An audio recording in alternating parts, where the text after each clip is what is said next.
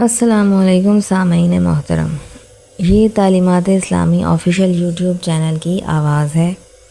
اس channel کے ذریعے انشاءاللہ آپ کو بہت سی اسلامی کتب سے مستفید ہونے کا موقع ملے گا۔ ہماری آپ سے گزارش ہے کہ ہمارے چینل کو سبسکرائب کریں، ویڈیو کو لائک کریں۔ شکریہ۔ اعوذ باللہ من الشیطان الرجیم، بسم اللہ الرحمن الرحیم۔ رب اشرح لی صدری ویسر لی امری واحلل عقدۃ من لسانی یفقہوا قولی۔ تفسیر نمونہ کے اگلے ایپیسوڈ کے ساتھ ہم حاضر ہیں۔ صفحہ نمبر 59 پر چند اہم نکات۔ تمام ارباب انواع کی نفی۔ تاریخ ادیان و مذاہب کے مطالعے سے معلوم ہوتا ہے کہ صحیح توحید سے منحرف لوگ ہمیشہ اس جہان کے لیے ارباب انواع کے قائل تھے۔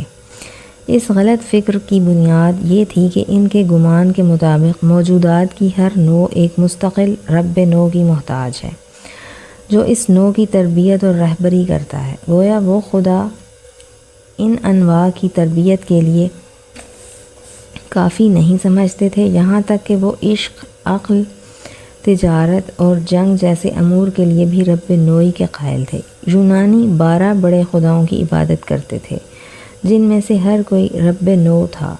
یونانیوں کے بقول وہ اولمپ کی چوٹی بزم خدائی سجائے بیٹھے تھے، ان میں سے ہر ایک انسان کی ایک صفت کا مظہر تھا۔ لوگ پانی کے رب نوع، چاند کے رب نوع، سورج کے رب نوع اور زہرہ کے رب نوع کے قائل تھے۔ انہوں نے ہر ایک کے لیے الگ الگ نام رکھا تھا اور ان سب کے اوپر ماردوک کو رب الارباب سمجھتے تھے۔ روم میں بہت سے خدا مروج تھے۔ شرک، تعدد خدا اور ارباب انواع کا بازار شاید وہاں سب سے زیادہ گرم تھا۔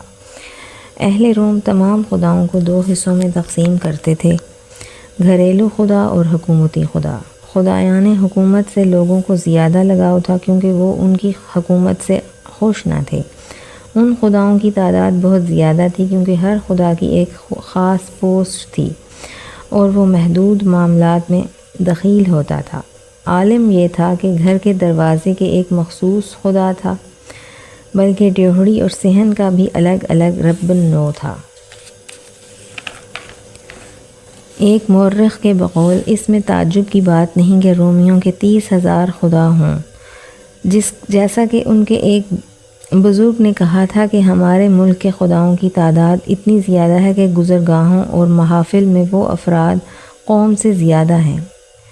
ان خداؤں میں سے زراعت، باورچی خانہ، غلہ خانہ، گھر، آگ، میوہ جات، درخت، دروازہ، تاک، جنگل، حریق، شہر روم کے بڑے دروازے اور قومی آتش کدہ کے رب نوع شمار کیے جا سکتے ہیں۔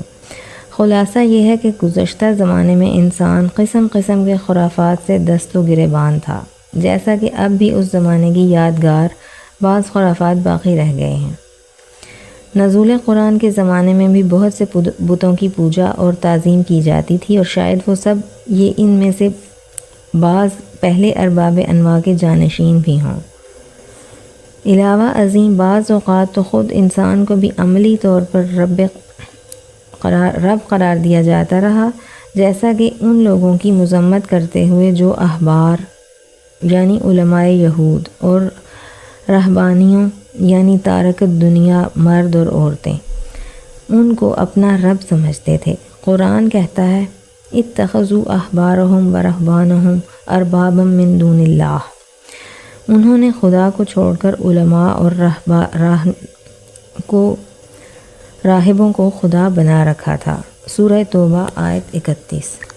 بہرحال علاوہ اس کے کہ یہ خرافات انسان کو عقلی پستی کی طرف لے گئے تھے، تفرقہ پسندی، گروہ بندی اور اختلافات کا سبب بھی تھے۔ پیغمبران خدا بڑی پامردی سے ان کے مقابلے میں کھڑے ہوئے، یہاں تک کہ بسم اللہ کے بعد پہلی آیت جو قرآن پاک میں آئی وہ اسی سلسلے سے تعلق رکھتی ہے۔ الحمدللہ رب العالمین، یعنی تمام تعریفیں مخصوص ہیں اس خدا کے لیے جو تمام جہانوں کا رب ہے۔ اس طرح قرآن نے تمام ارباب انواع پر خط تنسیق کھینچ دیا اور انہیں ان کی اصلی جگہ وادی عدم میں بھیج دیا۔ ان کی جگہ توحید اور یگانگی اور ہم بستگی اور اتحاد کے پھول کھلائے۔ قابل توجہ بات یہ ہے کہ تمام مسلمانوں کی ذمہ داری ہے کہ وہ روزانہ اپنی شب و روز کی نمازوں میں کم از کم 10 مرتبہ یہ جملہ پڑھیں اور اس اللہ کے سائے رحمت میں پناہ لیں جو ایک اکیلا خدا ہے، جو تمام موجودات کا مالک ہے، رب ہے، سرپرست اور پرورش کرنے والا ہے، تاکہ کبھی توحید کو فراموش نہ کریں اور شرک کی پرپیچ راہوں میں سرگردان نہ ہوں۔ خدائی پرورش، خدا شناسی کا راستہ۔ کلمہ رب دراصل مالک اور صاحب کے معنی میں ہے، لیکن ہر مالک اور صاحب کے لیے نہیں، بلکہ وہ جو تربیت اور پرورش بھی اپنے ذمے لے، اسی لیے فارسی میں اس کا ترجمہ پروردگار کیا جاتا ہے۔ زندہ موجودات کی سیر تکاہل اور بے جان موجودات کا تحول و تغیر، نیز موجودات کی پرورش کے لیے حالات کی سازگاری اور اہتمام جو ان میں نہاں ہے، اس پر غور و فکر کرنا خدا شناسی کے راستوں میں سے ایک بہترین راستہ ہے۔ ہمارے اعضائے بدن میں ایک ہم آہنگی ہے جو زیادہ تر ہماری آگاہی کے بغیر قائم ہے۔ یہ بھی ہماری بات پر ایک زندہ دلیل ہے۔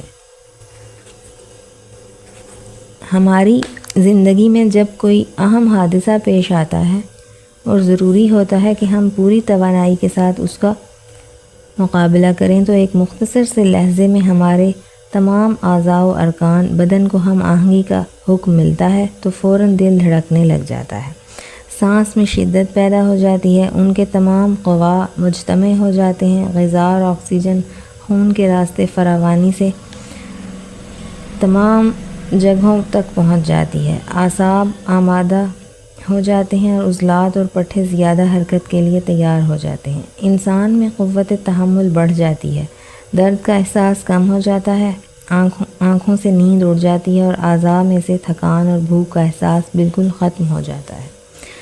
کون ہے جو یہ عجیب و غریب ہم آہنگی اس احساس پر اور اس تیزی کے ساتھ وجود انسانی کے تمام ذرات میں بھی پیدا کر دیتا ہے؟ کیا یہ پرورش خدائے عالم و قادر کے سوا ممکن ہے؟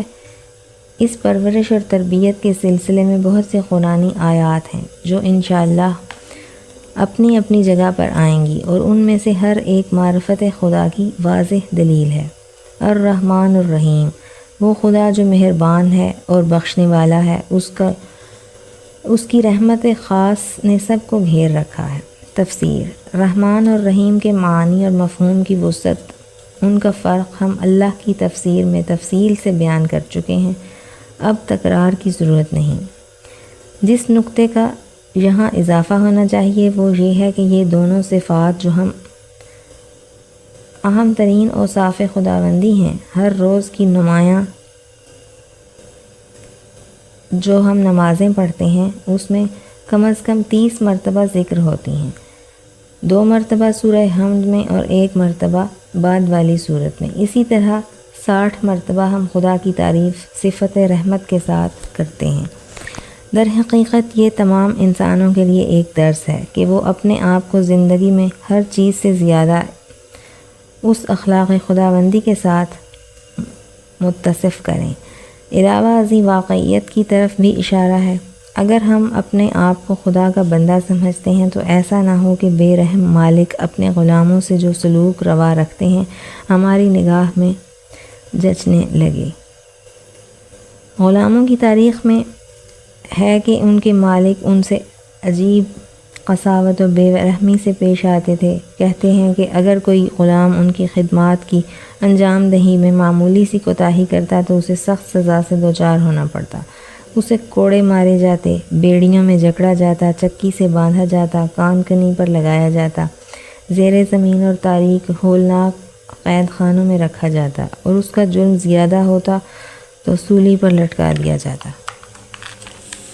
ایک اور جگہ لکھا ہے کہ محکوم غلاموں کو درندوں کے پنجروں میں پھینک دیا جاتا، اگر وہ جان بچا لیتے تو دوسرا درندہ پنجرے میں داخل کر دیا جاتا۔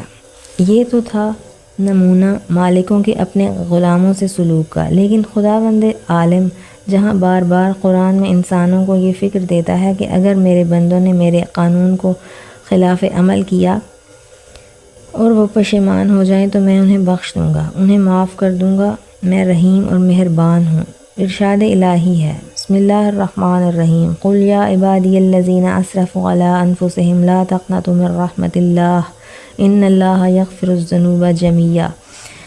کہیے کہ اے میرے وہ بندو جنہوں نے قانون الہی سے سرکشی کر کے خود اپنی جانوں پر زیادتی کی ہے، خدا کی رحمت سے مایوس نہ ہو جاؤ، خدا تمام گناہوں سے درگزر فرمائے گا، یعنی توبہ کرو، رحمت خدا کے بے پایاں دریا سے بہرہ مند ہو جاؤ۔ سورہ زمر آیت 53۔ لہٰذا رب العالمین کے بعد الرحمن الرحیم کو لانا ہے، اس نقطے کی طرف اشارہ کرتا ہے کہ ہم قدرت کے باوجود جو کہ ہماری عین ذات ہے اپنے بندوں پر مہربانی اور لطف کرم کرتے ہیں۔ یہ بندہ نوازی اور لطف بندے کو خدا کا ایسا فریفتہ بنا دیتا ہے کہ وہ انتہائی شغف سے کہتا ہے الرحمن الرحیم۔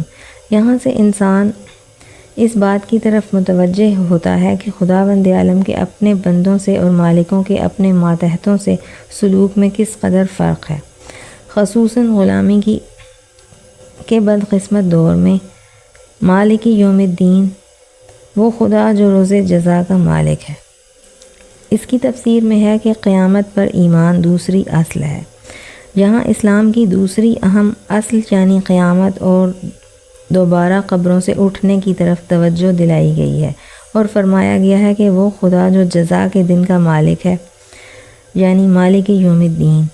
اس طرح محور اور مبدأ و معاد جو ہر قسم کی اخلاقی اور معاشرتی اصلاح کی بنیاد ہے، وجود انسانی میں اس کی تکمیل ہوتی ہے۔